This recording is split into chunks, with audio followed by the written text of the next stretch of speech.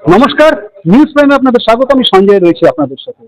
এই মুহূর্তে আমরা যে অনুষ্ঠানে রয়েছি সেটা হচ্ছে হৃদয় জুড়ে কলকাতা, অর্থাৎ হৃদয় বিষয়ক সমস্ত জিনিসপত্র নাম সিপিআর অর্থাৎ কার্ডিয়াক পালমোনারি রিসাসিটেশন।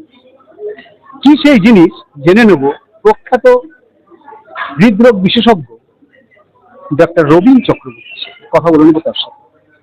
প্রথমত নিউজ প্রাইমে আপনাকে স্বাগত।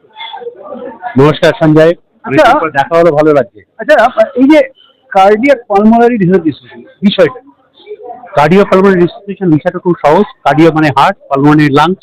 তার মানে যে কোনো অবস্থার কারণে হঠাৎ যদি হার্ট বা লাংস বন্ধ হয়ে যায়, যাকে আমরা বলি কার্ডিয়াক অ্যারেস্ট বা অনেক সময় বলা হয় কার্ডিও পালমোনারি অ্যারেস্ট, মানে হঠাৎ বন্ধ হয়ে গেছে। এবং আমরা জানি যদি হার্ট এবং লাংস যদি বন্ধ হয়ে যায় তাহলে জীবনই বন্ধ হয়ে যায়।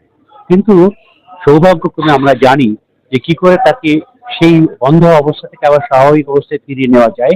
এই বন্ধ অবস্থা থেকে স্বাভাবিক অবস্থায় ফিরিয়ে নেওয়ার পদ্ধতিকেই বলা হয় কার্ডিও পালমোনারি রিসাসিটেশন। তার অনেক রকম প্রক্রিয়া আছে, একটা নির্দিষ্ট প্রক্রিয়ার মাধ্যমে করা হয়।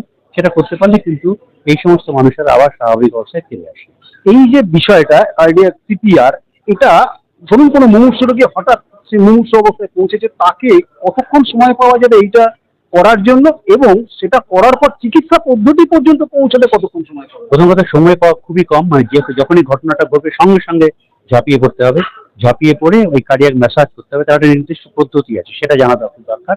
ম্যাসাজ করলে তখন হার্টবিটটা ফিরে আসবে। যেই হার্টবিটটা ফিরে আসবে সঙ্গে সঙ্গে হার্ট দিয়ে পাম্প করতে শুরু করে, তখন আবার লাংসে আবার এয়ার চলে আসবে। অনেক সময় মাউথ টু মাউথ ব্রিথিং করা হয়। আগেকার দিনে যেমন একটা সিকোয়েন্স হয়, তখন একটু ওটা পাল্টে গেছে গাইডলাইনটা। যাই হোক, সেটা একটা নির্দিষ্ট পদ্ধতির মাধ্যমে হার্টের রিদমকে ফিরিয়ে আনতে হবে এবং লাংসের মধ্যে যে বাতাসের যে যাতায়াত তাকে আবার স্বাভাবিক অবস্থায় ফিরিয়ে নিয়ে এলেই সে ফিরে যাবে।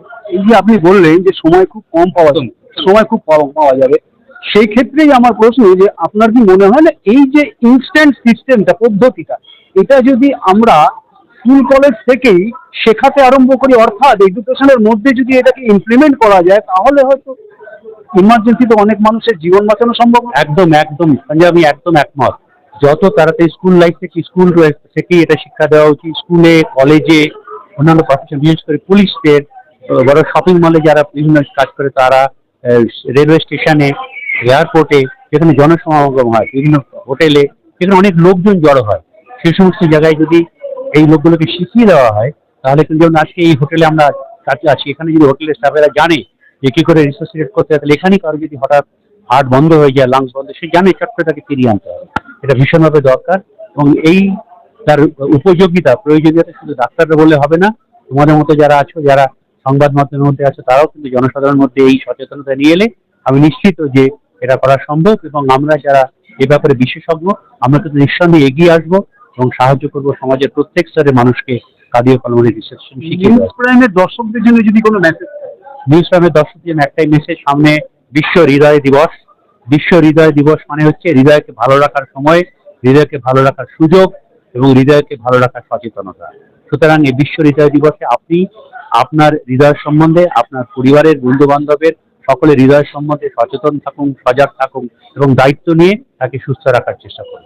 অর্থাৎ যেমনটা ডাক্তার রবীন চক্রবর্তী জানাচ্ছেন যে এই যে সিপিআর ট্রেনিং সিস্টেমটা, এটা শিক্ষা ব্যবস্থার সঙ্গে যুক্ত করা উচিত একদম স্কুল লেভেল থেকে, এবং তাহলে এটা ছড়িয়ে পড়বে সমাজের সব স্তরে, অর্থাৎ শপিং মল থেকে শুরু করে হোটেল এবং বাজার থেকে শুরু করে সিনেমা হল, সব জায়গায় ছড়িয়ে পড়বে। যদি স্কুল লেভেল থেকে এইটাকে ইনক্লুড করা যায়, তাহলে হয়তো অনেক মানুষের জীবন বাঁচানো সম্ভব হবে সামান্য কার্ডিয়াক অ্যারেস্ট থেকে।